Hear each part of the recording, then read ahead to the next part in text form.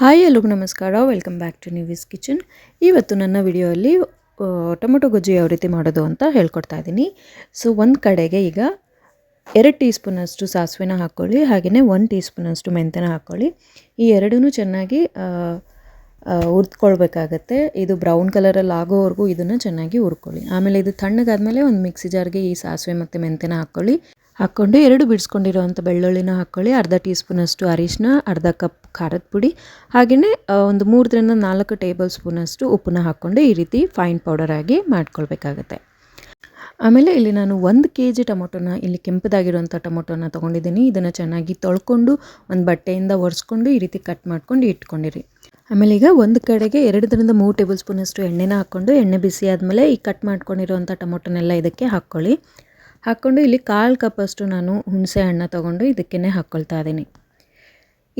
ಇದಕ್ಕೆ ಪ್ಲೇಟ್ನ ಮುಚ್ಚಿಬಿಟ್ಟು ಟೊಮೊಟೊ ಎಲ್ಲ ಸಾಫ್ಟಾಗಿ ಕುಕ್ ಆಗಬೇಕು, ಅಲ್ಲಿವರೆಗೂ ಇದನ್ನು ಬೇಯಿಸ್ಕೊಳ್ಳಿ. ಹಾಗೆಯೇ ಇದ್ರದ್ದು ನೀರಿನಂಶ ಎಲ್ಲ ಕರ್ಗೋಗಬೇಕು, ಅಲ್ಲಿವರೆಗೂ ಬೇಯಿಸ್ಕೊಂಡಿದ್ದಾದಮೇಲೆ ಒಂದು ಮಿಕ್ಸಿ ಜಾರ್ಗೆ ಹಾಕ್ಕೊಂಡು ಈ ರೀತಿ ನುಣ್ಣಗೆ ಇದನ್ನು ಮಿಕ್ಸಿ ಮಾಡ್ಕೊಳ್ಳಿ.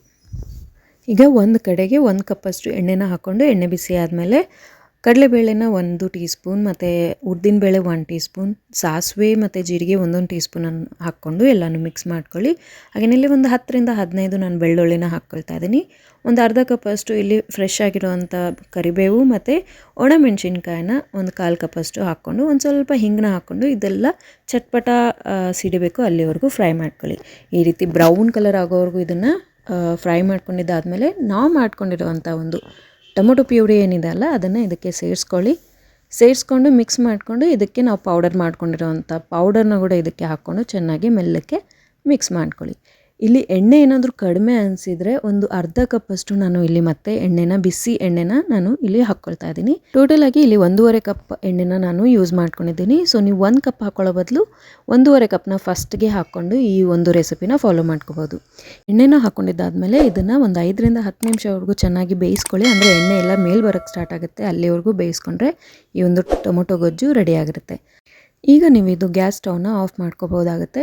ಆಫ್ ಮಾಡಿಕೊಂಡು ಇದು ಚೆನ್ನಾಗಿ ತಣ್ಣಗಾದ್ಮೇಲೆ ಒಂದು 8 ಕಂಟೈನರಲ್ಲಿ ಇದನ್ನು ಹಾಕಿಬಿಟ್ಟು ನೀವು ಭಾಳ ದಿನದವರೆಗೂ ಸ್ಟೋರ್ನ ಮಾಡ್ಕೊಳ್ಬೋದು. ಈ ಒಂದು ಗೊಜ್ಜುನ ನೀವು ಬಿಸಿ ಬಿಸಿ ಅನ್ನದ ಜೊತೆ ಅಥವಾ ಚಪಾತಿ, ದೋಸೆ ಯಾವ ಜೊತೆ ಆದರೂ ತಿಂದರೂ ಕೂಡ ತುಂಬಾ ಚೆನ್ನಾಗಿರುತ್ತೆ. ಸೊ ನೋಡಿದ್ರಲ್ಲ ಯಾವ ರೀತಿ ಟೊಮೊಟೊ ಗೊಜ್ಜು ನಾವು ಮಾಡ್ಬೋದು ಅಂತ ಹೇಳಿಬಿಟ್ಟು. ನಿಮಗೇನಾದರೂ ಈ ವಿಡಿಯೋ ಇಷ್ಟ ಆಗಿದ್ದರೆ ನನ್ನ ಚಾನಲ್ನ ಸಬ್ಸ್ಕ್ರೈಬ್ ಮಾಡ್ಕೊಳ್ಳಿ, ಹಾಗೆಯೇ ಬೆಲ್ ಐಕಾನ್ನ ಕ್ಲಿಕ್ ಮಾಡೋದನ್ನ ಮರಿಬೇಡಿ. Thank you.